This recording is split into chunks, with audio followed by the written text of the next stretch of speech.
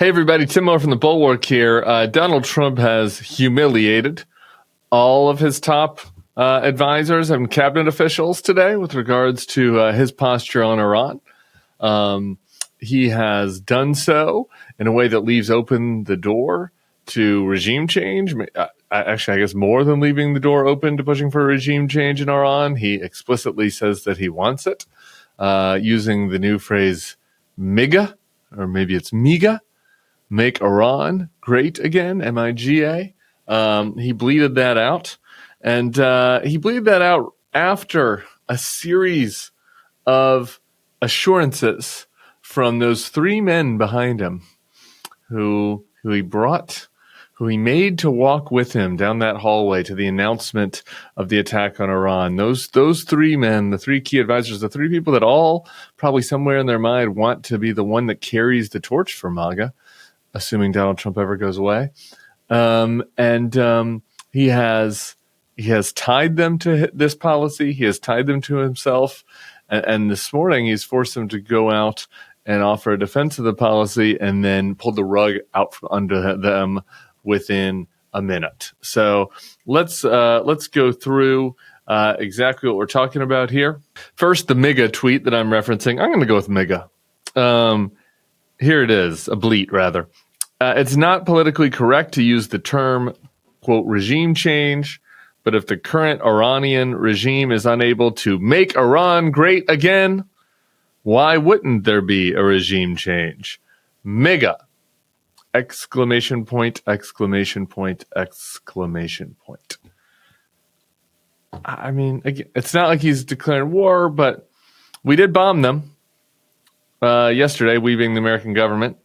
And there's been chatter about the need to change regimes coming from our ally Israel, who we participated in these attacks with. And Trump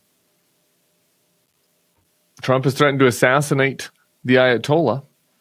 So you put all this together, and whether or not he's planning on an Iraq-style regime change war, you certainly couldn't fault Iran or our European allies or the other countries in the region for preparing for that. I mean, he's threatened an assassination and said that he wants regime change, and he's bombed them. So those are the facts on the table that we have so far. Obviously, we had some more nuanced discussion on this channel from experts, from Eric Edelman and others, from people who understand the region and have deeper schooling in foreign policy than I do.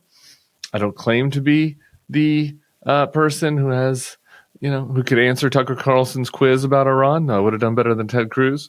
But I can tell you what I see with my own eyes, which is Israel chomping at the bit for regime change in Iran, and our president going along with it so far. At least rhetorically and also, I guess, militarily last night with those strikes. Back to the Three Stooges that I'd referenced earlier. I want to just read for you some of these quotes here. JD Vance had said, "Our view has been very clear that we don't want a regime change." Pete Hegseth says the mission was not and has not been about regime change. Marco Rubio, referencing regime change, he says it's, quote, certainly not the goal of what we're working on here. Notice the Rubio quote's a little bit, it's like in the passive voice. Rubio seems a little bit more intrigued than the other two. I've got some thoughts about all of this, but let's watch their extended remarks together, and then we'll get to it on the other side. Our view has been very clear that we don't want a regime change. This mission was not and has not been about regime change. What can you tell us about your expectations with regard to regime change in Iran? Well, that's certainly not the goal of what we're working on here. Okay. My favorite part about all of it is just JD just is dripping with condescension no matter what. Like JD is like his tone is, oh, how dare you even accuse us of that? Oh, you stupid. Everyone besides me, JD Vance, and the failed casino owner turned reality show star that we made the fucking president of the United States. Everyone else besides us two is stupid. We are so smart, though. We are so smart. And you're stupid for even asking me a question. And other presidents have been stupid. But the Trump, Vance, Hegseth team, now that's where the brains of the operation is. So that part's funny for me. I mean, it's loathsome, but it's funny. But the best part is just like these guys, they're grasping. They're grasping.